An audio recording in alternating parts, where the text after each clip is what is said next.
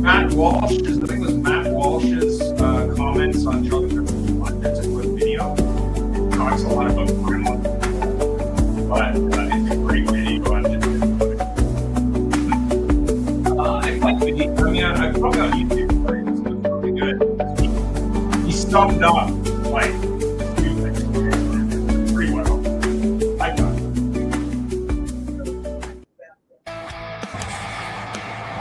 Welcome to Lethal Sales Live for the weekly podcast for car people who play to WIN. Nope. We are live. So we were talking a little bit about, I guess, the gremlin in the room, or the thing that's been chasing around my head this week. And I thought it was smart to talk about wisdom because I know Larry talks about it a lot, and it was actually kind of ironic. I was in a Tim Hortons the other morning. I think it was on a Saturday, and there was a whole table full of gray-haired men, like the entire table. And I said to the person at the checkout, and I said, "There's a lot of wisdom sitting over there." She goes, "What do you mean? Just because they have gray hair, they have wisdom?" I said, "Yeah, they earned that gray hair. They may not have been perfect, but at least they earned it." And I said, the problem today is we got a lot of stupid who's saying they're smart, but they're not willing to listen to other people's opinions, right or wrong. And I think that's the funny thing. I was watching before the show. I don't know if you saw any of this footage, but it's Trump in England trying not to listen to Prince Charles pontificate about how the relationship between the UK and America is this special relationship. And I was sitting there, I was just watching him and someone, I think Rubio's there with him, and they're trying not to laugh at Prince Charles, and it's just hilarious to watch it because he's in this whole outfit with the stars on it and all this crap, and it's like that to me is the funniest thing. But if you haven't watched, the son's probably better than the kid. I mean, than the dad. But anyway, yeah. Yeah. But if you haven't watched Matt Walsh's video, you should. It was really interesting. YouTuber that I follow watched it, and he was just commenting, not in a political way at all, actually. He was just commenting on sort of the learnings. And that's to me, now looking at it, I guess it's been almost a week. Now looking at it weeks gone by, I'm looking at it going, what can I learn? But more importantly, how can we put wisdom to work and common sense to work? Whether you're old or young, I think it's really about conversations. And I did a poll about this on LinkedIn, isn't complete yet. But most people commented, hey, we just need to have those conversations. Like, we just need to sit down as a group of people and go, okay, how can we make this better? Whatever it is, whether it's the auto industry, whether it's job relationships, whether it's to Rhonda, my comment earlier, whether it's people that are trying to solve a big mess that maybe have money to solve it but don't know how to do it. Maybe it's someone who's very technical, who doesn't understand the people side of business. I know a lot of the people on the call tend to be on the older side and probably has some experience and some gray hair to show for it, but that doesn't mean they know everything. And I think that's the big difference. But Larry, what do you think? I mean, obviously it's been a couple days, but what do you think on the wisdom side? I think it's a country built on the concept. Remember when people used to say, I disagree with you, but I'll defend to the death your right to say it. Yep. We seem to have gotten away from the concept that it's okay to disagree with somebody, but it's certainly not okay to injure them or be so severe in your judgment or your treatment of them. That gets a little scary in a society. And the thing with Charlie Kirk was, I've watched a lot of his stuff. I remember at one point he was approached by a guy who said, "I'm a Christian, you're not." And Charlie Kirk said, "Why not?" He said, "Well, you're not coming out against homosexuals." He says, "Jesus didn't come out against homosexuals. He gathered up Mary Magdalene, who was a prostitute. He dined, with the people in the church, in the synagogue that he felt were money changers. He worked in dialogue with everybody." So of all the guys to pick on, now if you picked on somebody really fiery on the right, I'm not saying it would be right, but I'm shaking my head because this was one guy whose only concept was, Let's talk about everything. He encouraged people that disagree with him to come in. But I guess when you start, Confucius said, never argue with a fool. People might not be able to tell the difference. And when you're a reasonable person and you try to justify unreasonable behavior, I think you just go around in big circles. You know, Ian? Oh yeah. Yeah. I mean, I thought that it was really interesting to see, and I watch a lot of YouTube content because I've been doing YouTube for a while, but also I like a lot of the content on YouTube, good and bad. There's all kinds of stuff that's even some of it's really funny too, good and bad. But what I thought was really interesting for the last week with a lot of the, I guess, heavy hitters on YouTube that do interviews is a lot of them they just didn't know what to do. They were like, yeah, we got to take a couple of days off to sort of rethink how we're gonna deal with this. But more importantly, I think they really needed to reflect on what it is they could say, but more importantly, what they wanted to say. And I think a lot of it was reflection. There was I'm not sure, there was a gentleman, I think is it Mr. Stein? Anyway, he does an interview show, and he had Megyn Kelly on, and they were both kind of unsure what to say. And I think even Tucker Carlson had her on, and they were both kind of like, you know, how do we have a conversation, have some humor and levity, but more importantly, how do we learn? And I think that's, for me, is the real takeaway is people are going to make good and bad decisions. That's going to happen whether you're 20 or 80. But more importantly, how can you add some value? How can you share some knowledge and maybe teach people how to make maybe better decisions in general? Like, how can you have that conversation, whether you agree or disagree with them, and basically say, hey, you know, you might want to look at it this way. There's a famous quote, I think, that it's funny that when you change the way you look at things, things change. And what has been really interesting, specifically from I shouldn't post this online point of view recently, is people post stuff and you can post whatever you want, like TikTok, YouTube, Snapchat, Facebook, post whatever you want, but you have to be aware that that is a public post.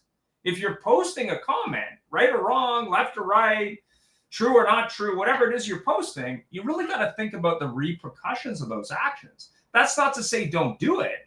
That's to say that you can't be shocked when people disagree with you.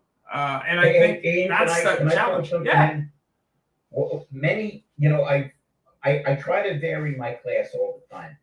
Certain things I always want to go through, but I don't want to bore myself, and I don't want to bore my audience. And one of the things that I've used over the last few years, I show the number 5, and I say, think of what your thoughts were and your opinions 5 years ago, and how drastically those opinions and thoughts might be. You know, it's funny. Some people are so adamantly, you know, they're purists. This is the way I feel, but they change. We've seen many people be adamant in one direction and then change up. You know, so I think the only way to really coexist is to say, you know what, I don't really agree with you, but I think I see your point, and even if I don't, it's your point. I don't have a problem. Yeah. But unfortunately, we've come to certain points in this country where the answer is to strike out. I saw a poll, and I'm sure you guys saw it. It was just frighteningly crazy. They polled, and I think 40 or 50% of younger people said killing Trump would be justifiable, killing Elon Musk would be justifiable. Yeah. I don't get that. I don't get people justifying, or this is really crazy, Jeff. I saw, I'm rushing out today. I had a big class, and I turned on the news, and they were celebrating Luigi Mangione. Why would anybody behind a guy who came up and killed somebody in cold blood that was a father? You know, we just seem to be, we really seem to be unhinged. I mean, I'm crazy, but I'm not unhinged. You can still reason with me to a certain extent. But I don't want to monopolize this. Jeff, Mike, Wendy, Steve, what are your thoughts on this? Hey, it's Steve. I can turn my video on and show you what I'm doing here, but so can you hear me? Yeah. Go ahead. Can you guys hear me well enough? Oh yeah, we're all We good. can hear you now. So We don't know what that was, but that's fine. No, It was a pig, right? that's not a cat. Listen, No, that's my dog. That's Mr. Murph. the image was a little strange and a little fuzzy. What are you doing with that animal? Not judging. Go ahead. I don't know if that was fuzz or fur. And now you're muted, Steve. He was having too much trouble. What? Oh, there he goes. There he is. Now There he's he on. is.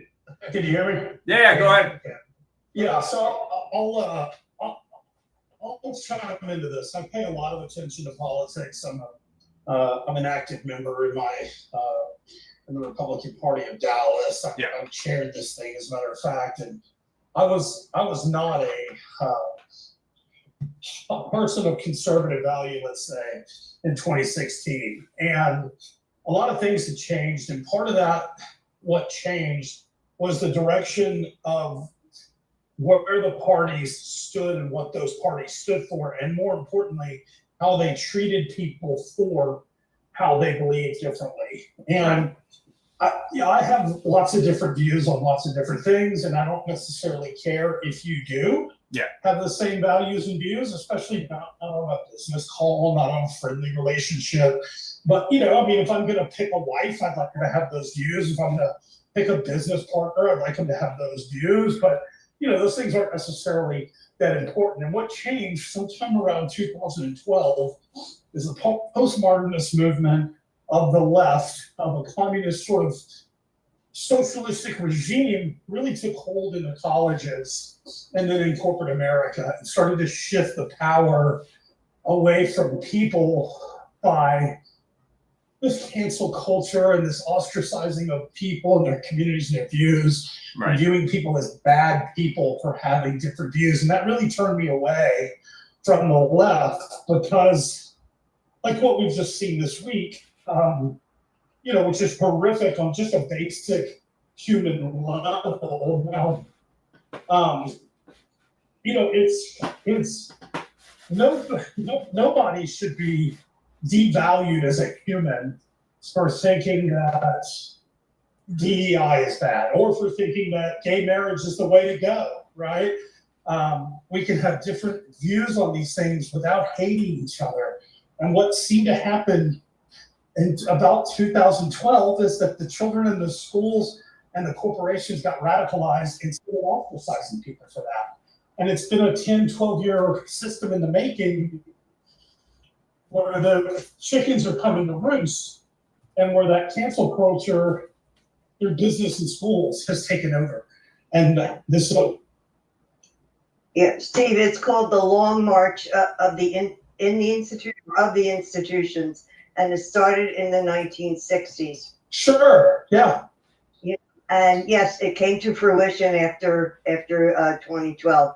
I think that it's the words that people in politics have been using that, because they don't have an argument. I don't know why they would use words like Hitler, Nazi, fascist, without. Wait a minute. I got to jump in. I don't care what anybody calls me. I really don't. You like me, you don't like me. But I have a real problem, and I'm not kidding now. Yeah. Jews that call Trump Hitler. Right. You don't like Trump, call him something else. Don't equate him with the guy that killed 6 million. And when people do that, I refer to my good and great and religious friend Jeff Shearer, who I am dear friends with.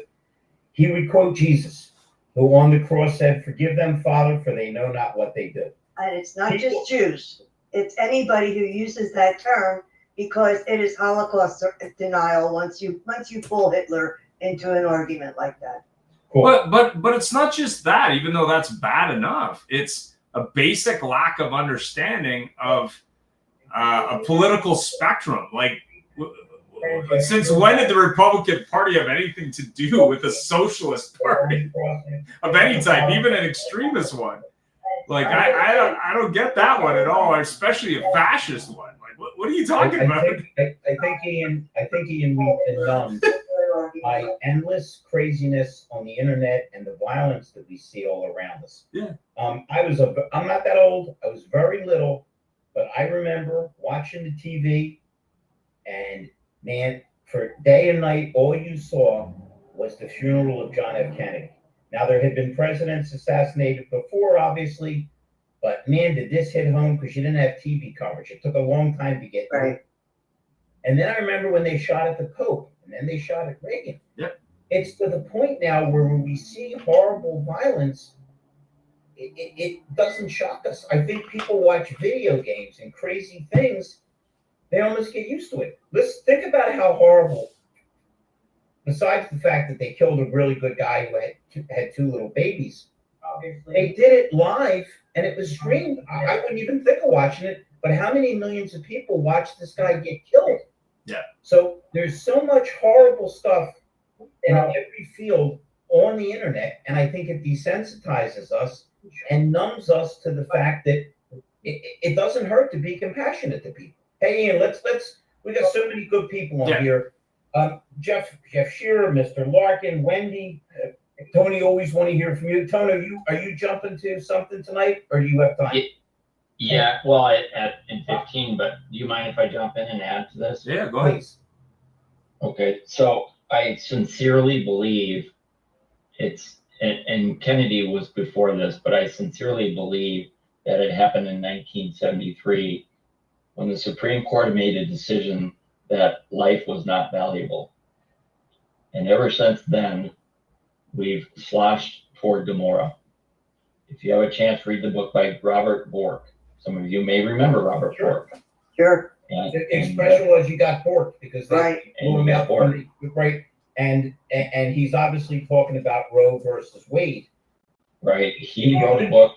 His book was called Slouching Toward Gomorrah. I remember. If you have a chance to read the book Slouching Toward Gomorrah, 1973 was pivotal in our history. Can I life is no longer valued. Can I build on what you're saying, and then I'll jump right back in. I know you're time sensitive. Yeah. Can we go back to a different book, a little older? Crime and Punishment by Dostoevsky, of when things go wrong and there's penalties and how the guilt can infiltrate us.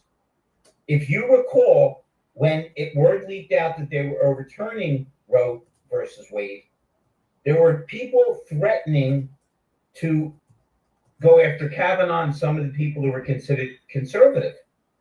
I don't know, maybe I missed something, but there has to be some kind of punishment for threatening and protesting outside of the house of a Supreme Court judge. I believe there's rules out there. When you start enforcing basic laws and rules, you have a breakdown in society. I remember talking to a guy, very, very bright guy, and we were talking about societal rules. And he said, what's interesting is not that people rape and rob and murder, it's that more people don't do it. And the reason they don't is there's societal rules that bind most of us, that would stop us from ever doing anything that's that antisocial. But I think we see more and more and more of it, and then it gets wrapped in all kinds of craziness. If you guys saw this, it made me crazy. I'm watching a little bit less news because my head's going to blow off my shoulders.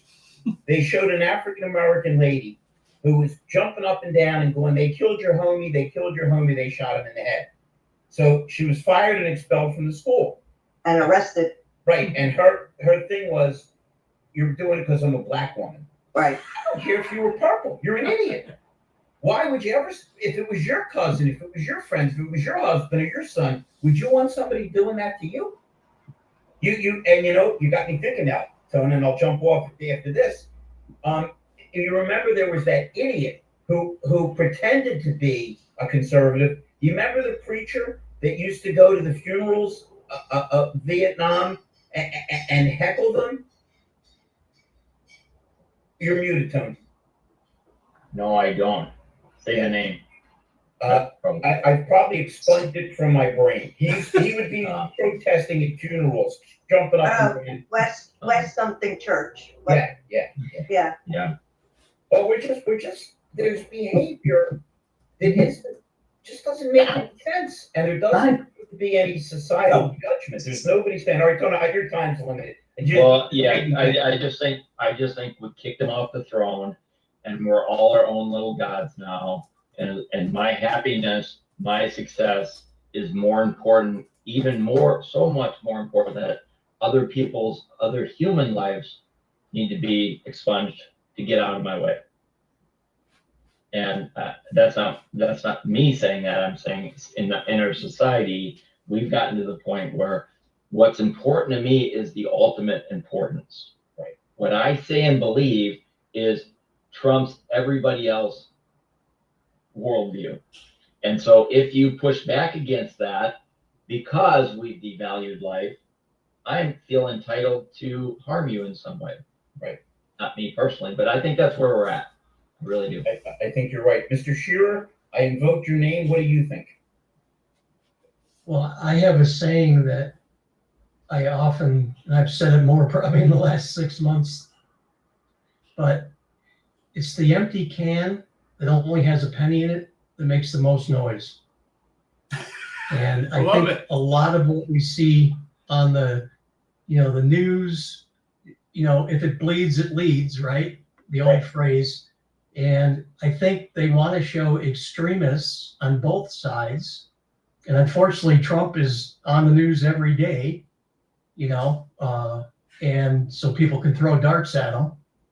And, I think there's a lot of it that's just taken out of context because, and people want to belong to a tribe, right? Instinctively.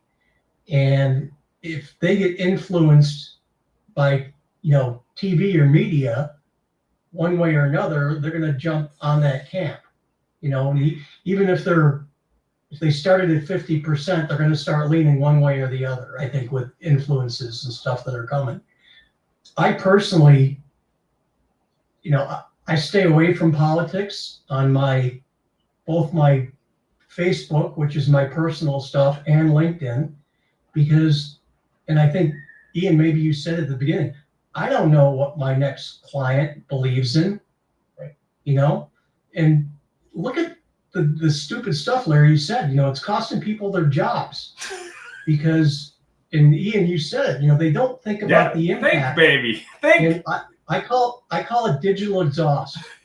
Even if you posted something and then took it down, it's still someplace. We're there forever. And the quote you might be thinking of, Jeff, is they approached Michael Jordan on why he didn't take a stand against Republicans. He said Republicans buy sneakers also.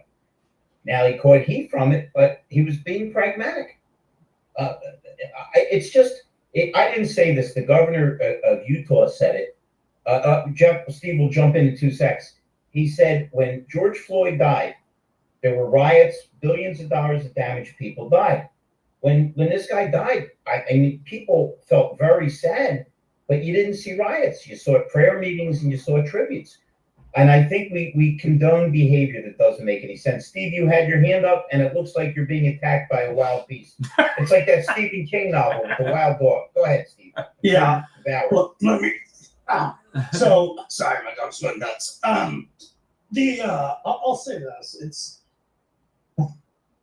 you've had institutional takeover and been on from liberal leaning institutions for the longest amount of time. And it took forever now. And that's not to say it's a conspiracy theory that the left has taken over the world. No. It's a simple look. There are more left-leaning people allowed to do mainstream journalism, be that via print, video, everything except for the internet, which is really where the only level playing field is. And as a result of those institutional takeovers, there have been thousands upon thousands of incidents that have happened over the last 10 or 15 years that the world has not seen. People that I've followed really closely have followed a lot of attention to this for a long time. I don't really talk about this a lot, but I have a cousin who's transgender that went from female to male 12 or 15 years ago. So I've been paying attention to this phenomenon quite a bit longer and with much more intent and understanding and confusion and interest than probably most people that we know. It's not something that Donald Trump said and I got fired about the ballot. I've been researching and reading and looking at this for a very long time. And we flipped the truth and we made people placate other people's idea of what is good and evil. And as a result of that, like Tony said, the king was pushed off the cross. And as soon as we started to push back and make some headway back into the world spiritually and conservatively, whatever you want to say, and that's worldwide, the demons get stronger and madder and more angry. And what ends up happening is what we see is that people get killed, people get pushed, people get hurt more, but it's never reported. And that's why the anger is so, that's why it's really so aggravating to watch the news. Like, well, this is a both sides issue. And you go, hey man, you know who Andy Ngo is? Like, he's been reporting on this for 15 years. He's been assaulted. His car's been burned down.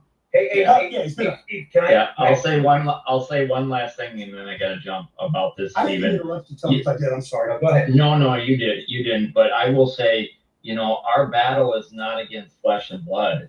It's against spirits and powers and principalities. Sure. And so for us to put our dukes up against each other, man, we might win the battle, but we're losing this war. Hey, Tom, before you jump, let me throw one thing in that mirrors what you said and what Steve said. There's another insidious factor, and this isn't Republican or Democrat. Anybody that's been around me knows I tell incredibly good dirty jokes. Incredibly good. But I wouldn't do them if your grandmother was in the room. I wouldn't do it if there was an 8-year-old. And nobody that knows me would ever call me a prude. But one of the things that offended me drastically years ago is when I would go to ball games, because I have the memory that a lot of us still have gone with my father. It's like and hearing the F-bomb be dropped by everybody. People curse now with women around, with old people around. So we've loosened the reins of civility, and I think those things have long-term negative effects. And unfortunately, that's conservatives and liberals. It's funny that you say that, Larry, because you guys all probably know who Gary Vaynerchuk is. Yeah, he's great. Yep. I can't stand him, man. I can't either. I used to. I don't like him either. I used to think he was good, but every post he has now is F-bomb this, F this, F this. And he's a smug son of a bitch. Sorry. No, you apparently didn't appreciate my sarcasm. Yes. And You're because you're going to jump. Well, before you guys go, remember, if you go to garage sales and buy Hot Wheels, you too can be a millionaire. Wait a minute. Tony's going to appreciate this. Okay. The other problem we have, okay, is the idea of being famous for being famous. Okay. I saw the Stones last year at the stadium, and I just could not believe how good they played. These guys are 80, 81 years old.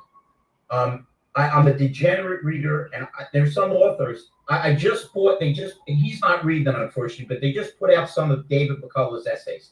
David McCullough is my all-time favorite historical author. Man, he's the guy, if you ever watch any Ken Burns documentaries, he's that really deep voice. The guy is incredible. Yeah. But what's happened now is, instead of looking at people who are great because they're brilliant, they've written something. They've done something. Yeah. Right.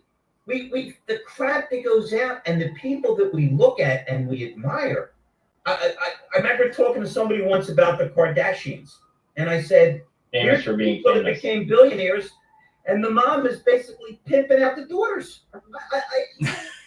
Well, here's the good news. Here's the good news, and I'll let you go with this. I read the book, and it turns out we win. Love you guys. Thanks. All right, Yeah, show's over. But from a point of view, Larry, I mean, that you hit it right in the head. So not only is it no filter, just post anything. What's crazy is they'll post something really nuts. Something will happen to them because of what they posted. Like their job will hear about it, their husband, if they're married, will hear about it, their girlfriend, their kid, their mother, their grandmother, and then they'll post another video crying about the fact that what they first posted they didn't think about was a bad idea and how they wanted to take it back. Like, why didn't you do that before you posted it, you idiot? Listen, Thorstad is an extremely committed Christian. Yeah. I believe Jeff Shearer is also. Yeah. Okay. So here's the deal. There has to be some commitment to something. When I was a little kid, Mike Larkin, some of the great memories I have are my dad taking me to see pro wrestling. My favorite wrestler was Bruno Sammartino. And I'm going to use the curse jar, Rhonda, because that's what my dad said. And we watched Bruno Sammartino get fire thrown at him by a guy called the Sheik.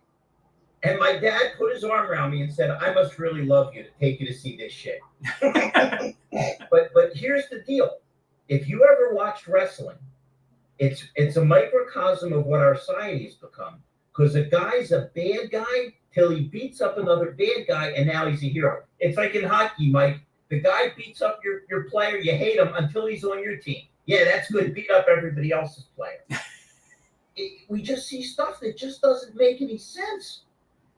Again, if you don't like Trump, the guy's arrogant. I get it, but how do you line up behind Luigi Mangione? Well, I'll give you an example of how crazy it's gotten. It's simple how that happens. Yeah, people aren't thinking. They're just not thinking. Go ahead, Ian. I don't mean to cut you off. Well, I'll give you an example of how crazy this is, and this is strictly a bad posting problem. So all these people on the left, good or bad, posted these comments that probably weren't smartly thought through after Charlie Kirk was murdered. Well, now there's all these guys on the right who may not agree with them, but they're also a little technically smarter than the people on the left. So they didn't realize that if they're using TikTok, which is a Chinese piece of tech, that all that information that TikTok gathers on them is on the internet and is available for purchase. So basically what's happened is these guys on the right go, okay, I don't like this idiot on the left who made a clown of themselves publicly. So what I have is now where they work, where they live, what they do for a living, all this stuff, because TikTok sells all this information, sells like where they're located and all this stuff. And I'm not saying that's good for TikTok to do that, but if you're going to post something on a platform that's that trackable, think about it, man. Like, what are you doing? So that's what got me really like laughing a little bit. I was like, okay, you're a clown, but you're a dumb clown.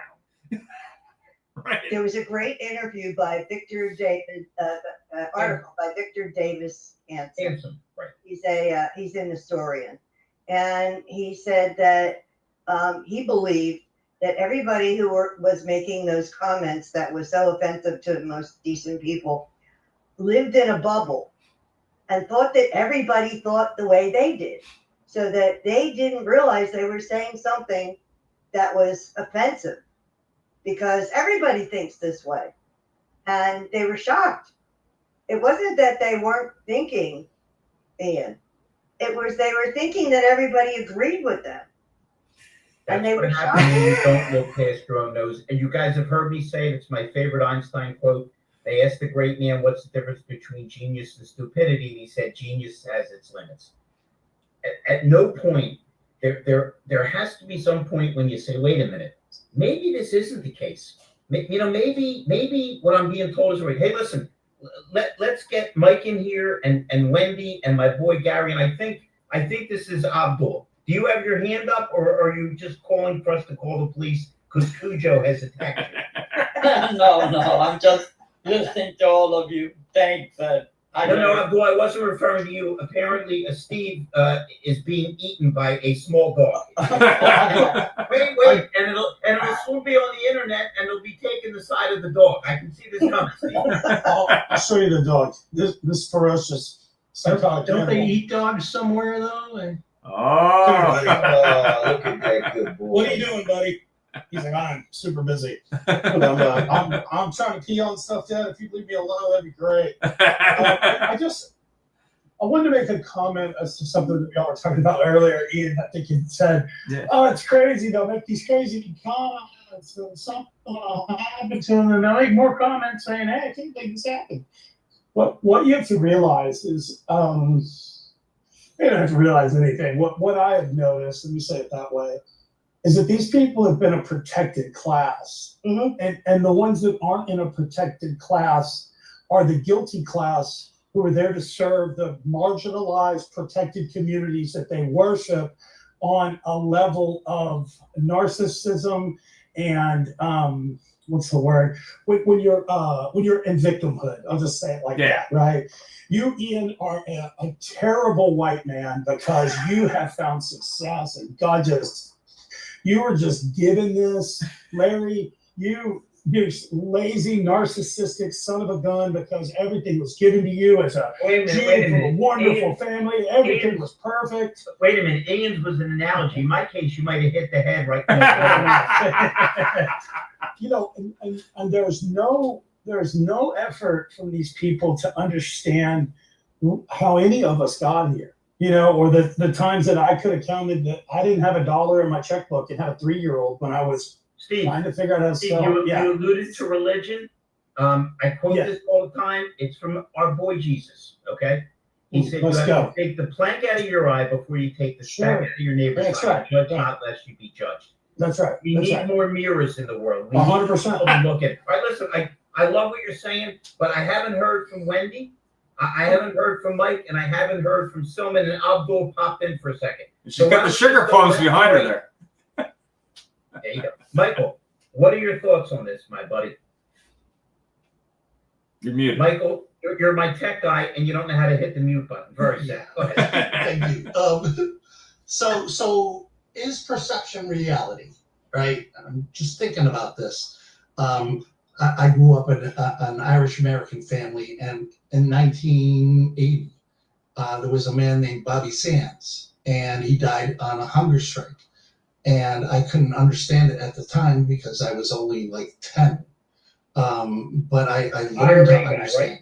Yeah. So the government let him kill himself as far as being in jail, and he went on a hunger strike, and they go, let him. 10 after him died on the hunger wait a minute, strike. that might have been compassion. Have you ever eaten any British food? It might have been to find your way out. Well, yeah. I mean, McDonald's ain't McDonald's over there. Anyway, so my dad used to get red in the face, and he used to say, this world has become a me world, and the heck with everybody else.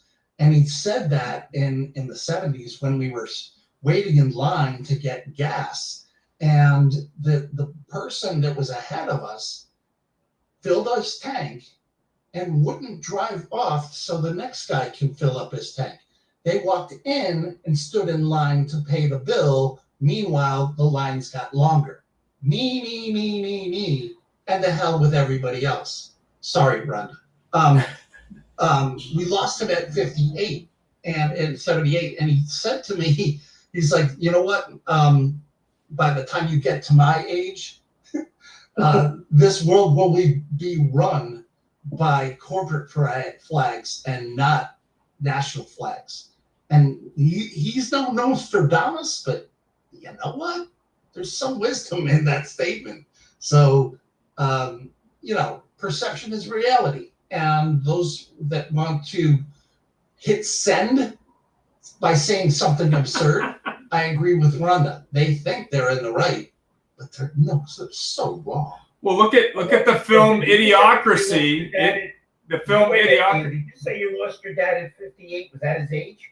That was his age. I'm 56. Oh. It's weird.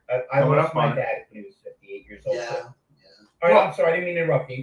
So there's a film that was made kind of as a parody. I think it was Mike Judge, called Idiocracy, way back. And he was looking for some sneakers or some footwear for the film, and he wanted something that there's no way anyone would buy. So he decided on Crocs, because he's like, no way in any world that I live in would any clown buy these. And they're probably the most popular shoes that I see walking around in 2025. But more importantly, when you look at that film, and it was a parody of what could happen if we had really dumb people take over. And it's actually a pretty interesting film anyway, but you're seeing a lot of that. But I think it's not the people, it's their lack of understanding of basic common sense. And that's what I think really is sad, is when you look at the brain that says, okay, I should film this, and then I should post it, and then I should be surprised when people don't react well to it, and then I should apologize for it, as opposed to maybe I should think before I post it. And then if something happens, maybe I should learn from it. I don't know. Hey, when I was a kid, we were embarrassed if we looked stupid. Nobody wanted to feel stupid. Yeah. And then came programs like Jackass, where people went on TV to do dumb stuff, and it no longer became. Again, I don't want to sound like I'm 100 years old. Wendy, I'm probably older than you, but do you remember when if somebody got arrested, they put their coat over their head because they didn't want their mother to see their picture in the newspaper? Now people get arrested for child molestation, for disgusting. They could care less. All right, Wen, why don't you jump in here? First, I have to say that, I was kind of skeptical coming in here with the topic tonight because I'm such a, looking through my rose-colored glitter glasses, finding the best out of every situation, etc. I like to think of the positive. I've been talking to some friends, and that's because I've had a very challenging season myself. But I am the type of person, I don't normally talk, and I'm not talking now about like philosophical, theological, or political things typically, but this is just my belief. And I've been thinking of words, like I was talking to somebody about these challenges, and the person's like, stay strong, remain stoic. Then he recommended the Daily Stoic, which made me go to Audibles, which made me realize, oh, that's Ryan Oliver, the same guy who wrote The Obstacle is the Way. I think we lost her. The obstacle was the technology here. What she was trying to say is the problem that we think. Problem is really she's the back. solution for the past. Go ahead, Wen. They're in Dyer. He changed the like our options in sorry. We just lost you. Did Go ahead. I think you were quoting Wayne Dyer. Is that correct? Oh. You're frozen, Wayne. Am I? Your internet's, yeah. I mean, No. you know what? Let me there you go. on my other. You're good. There you go. Now we can hear you perfectly. Can you hear me now, Yep. guys? Yep. Good. Go ahead. Yes. Can you hear me now? Go ahead. All right. Okay. So the problem is, I told you, tech revolution. I've got one of my challenges, and it's ridiculous because I dial for a living, so I need my internet. Anyway, we don't do enough of that considering one another's perspectives, and so much can be solved. We can get so much closer and so much more rapidly to a solution if we would do that. Because truly, we have to consider other people's perspectives and vantage points, et cetera, et cetera. That said, and I think I'm too much of an empath for these kind of conversations because the reality is the human race sucks right now. And the way we're treating one another, it's absolute, Rhonda, get ready, bullshit. And it's a special kind of bullshit, effing BS. But I won't drop the F-bomb because, whatever. We need to stop. We need to just stop the madness. We need to consider that we're humans and God made all of us unique, or whatever your belief in creation is. We're all unique. I mean, it'd be a pretty boring world if we were all the same. So why can't we see one another as human beings? Why have we developed the last two generations, my own children included, which are brilliant professionals and very capable women, but they both got PTSD because one was an RN in emergency and one was a special ed teacher, and they made them go to school with COVID people hanging around. So they both got PTSD and had to take a quarter off for mental wellness and talk to shrinks. And their shrinks taught them to set boundaries and all this other bullshit. So they don't even talk to me, and I don't even know why. So the problem is, and it's probably because, you know what, if you don't like the way they make you feel, or if you don't like what she says, what happened to love your family and love your friends where they're at and for who they are without condition? Like I was having this conversation with Red last night. I said, look, you don't like that I F-bomb or we're different. I said, but you know what, at my age, you can't change me. You need to love me where I am or don't. but we can't put conditions on other human beings because it's our individuality that makes us unique and makes the collaboration between us sometimes magical. But we need to stop the madness and we need to break it down and treat one another like human beings and realize that we're all different colors, all different shapes, all different beliefs, but the entitlement, that's messed up. I've had more than one person tell me, oh, you make me feel a certain way when you said, but they didn't tell me what I said so that I could defend myself and we could have a solution and come to a compromise or an understanding. It's bad enough, verbal communication is bad enough. Now people want to post stuff online and they want to use written communication to share their views. Oh yeah, that's productive because everybody's going to know exactly what you're feeling. So that's part of the madness. You're writing down, you're communicating in a form which it's really difficult to do and really get your meaning across. And then they end up assumptions. Assumptions is another thing. Too many of us assume we know the meaning behind something someone says or does, but we don't. So when you don't, you need to ask them. Yep. And we need to communicate more clearly, and maybe then we'll arrive at more compromises if we truly understand where our heads and our perspectives are at. And that's what I got. Wendy, if we go into it wanting to be empathetic, wanting to look at people and say, you know what, your opinion might be a little different than mine, but I don't have, again, I used to love when I heard, I don't agree with you, but I'll defend to the death your right to say it. You know, Exactly. The greatness of this country is you can speak your mind. Man, Paul, I always quote, welcome. I always quote Haley Garcia. He's become one of my best friends. I did work with him years ago. He came from Cuba. He said, Larry, this country's not perfect, but every day I kiss the ground because what I went through and what my family went through in Cuba was beyond human comprehension. So I just think there's a way. I got people on the show, my feelings and my opinions are not the same, but I get along fabulous because I want to. Can I share one closing thought on that? So the other thing is, Larry, that But wait a minute. I got to congratulate Paul on buying a supermarket chain. I admire that. The other word I want to drop is sensationalism. You know, there's people out there on social that, whether it's because they're sensationalists or they're narcissists, they're just trying to trigger people. So there's that too. And with that, I land my plane. plane. That's because they treasure clicks, some of these people, more than they do human connection. Mr. Selman, and if I'm gonna say narcissist.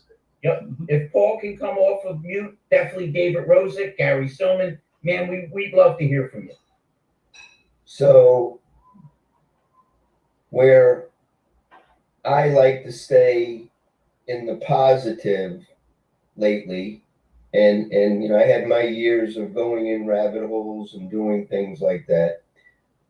But as we're talking about this conversation, you know, sad. So it's a sad world right now because everybody just wants to communicate and they want to be heard. And unfortunately, what we've witnessed over the last many years is we've had a culture where all they've been trying to do is tear apart the nuclear family. Now, why? And it's not logical. I mean, at the end of the day, as you get older and you get wiser, you realize more and more and more is that family is the most important, and that without family, you don't have a legacy, you don't have but they forced it upon half a country that wasn't ready to make that change. And then they stifled the people, because if we wanted to defend or give a rational, then you're a Trump fan or you're this. So with what just happened with Charlie Kirk, it's going to ignite so much more in so many more people that are not going to sit back now and not say what they say, and they're not going to suppress and they're going to say it calmly. They're not going to yell and scream and burn the house down like we see. And it just shows the world that the civility is being tried by 50% of the country trying to do the right things. And why do you have to try to change? So, we've just witnessed amongst ourselves a wonderful thing of people coming together for a common solution. With Katie's her walk with the veterans and the dogs.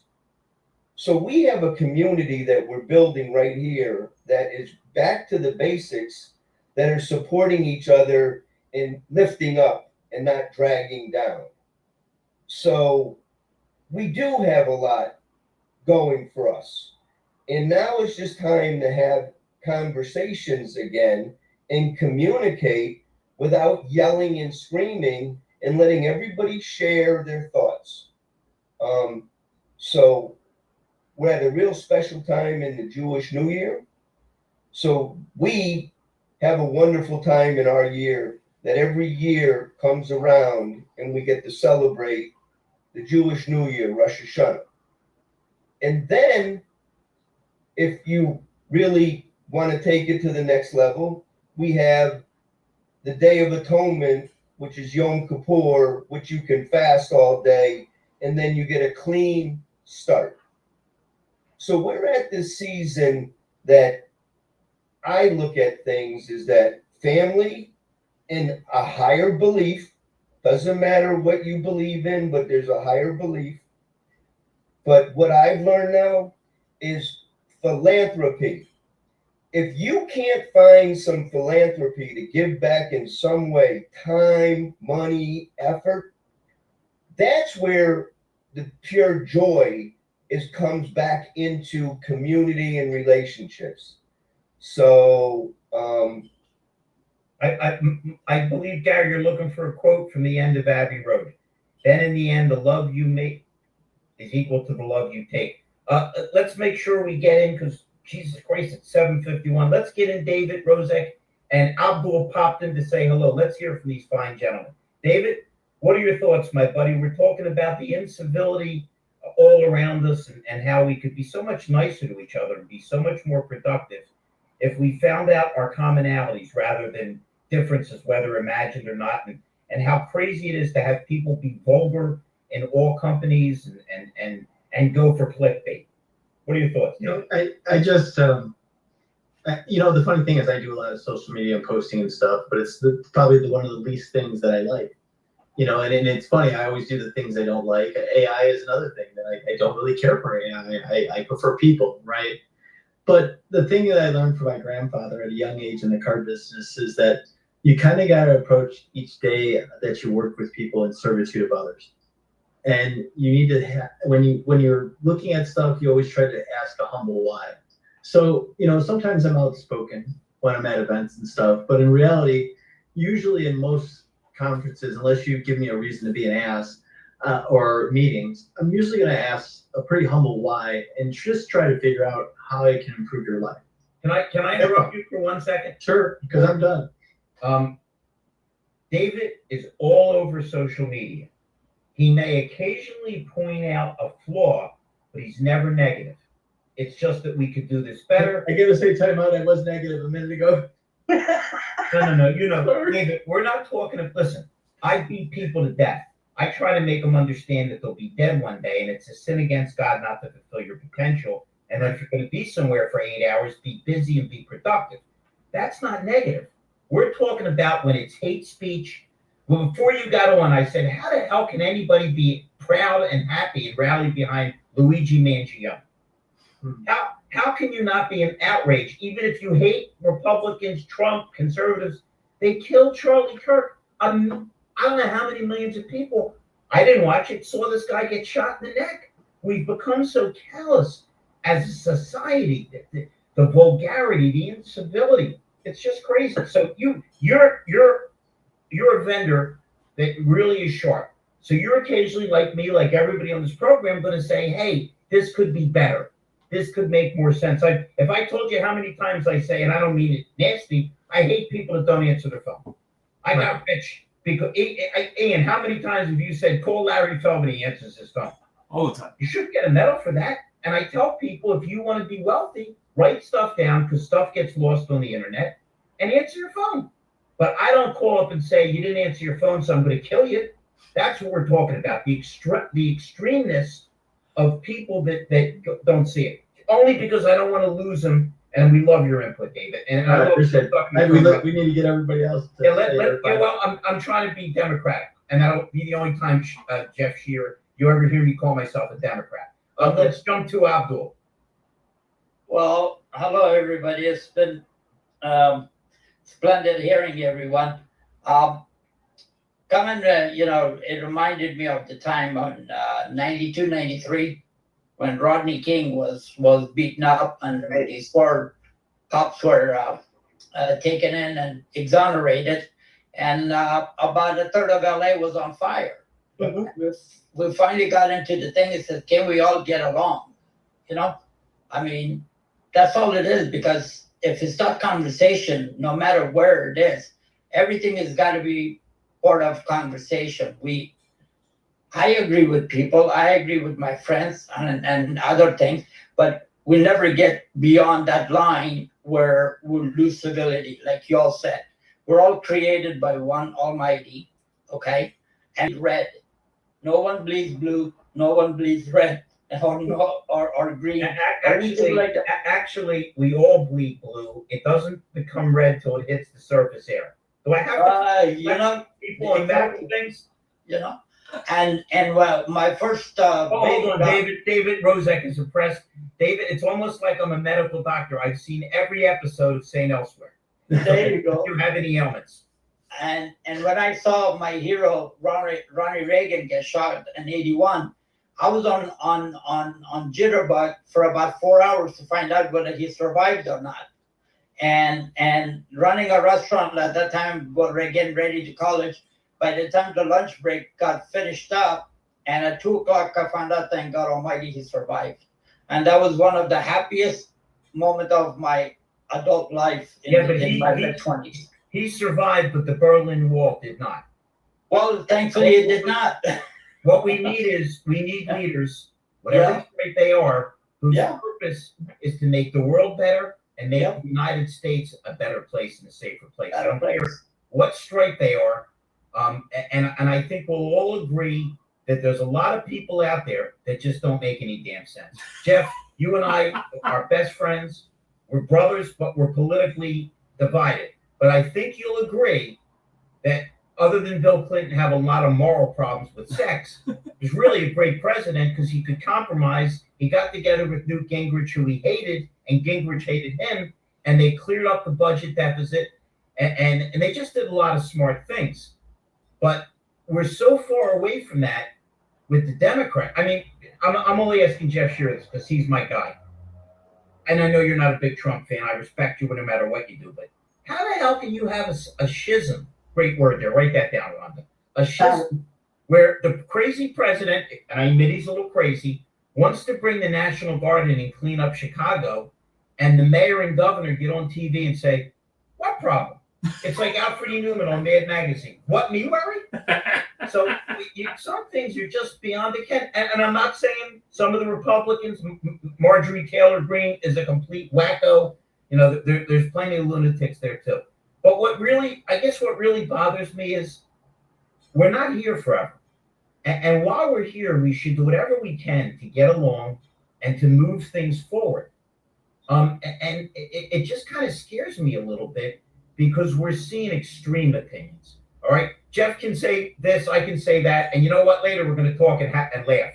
I don't call Jeff up and say, you're a Democrat, I'm going to come there and kill your whole family. And when we see these reactions on both sides, we start to lose the fabric that keeps the world together. I'm actually independent, by the way, because it says Republican on my voter ID. So I mean that's how much I'm straight. I don't really care if it's red or blue. I care about the guy. Somebody that's real. Right. Yeah, I mean, how can you argue How can you argue, Larry, when people have been saying you should clean up DC for 30 years, and even for 10 years they've been saying someone should do something about that, and then you do it and people are upset that you did it? Can I give you the answer? We have too many ideologues running around. If Jeff Shearer, if Mike Larkin, if David Rozak, if Wendy, for sure, if Rhonda comes to me and says, Larry, I love you, but you're doing this wrong, I'm going to say, I didn't think I was. What do you have in mind? And I'm a pretty stubborn, headstrong, cocky guy, you know.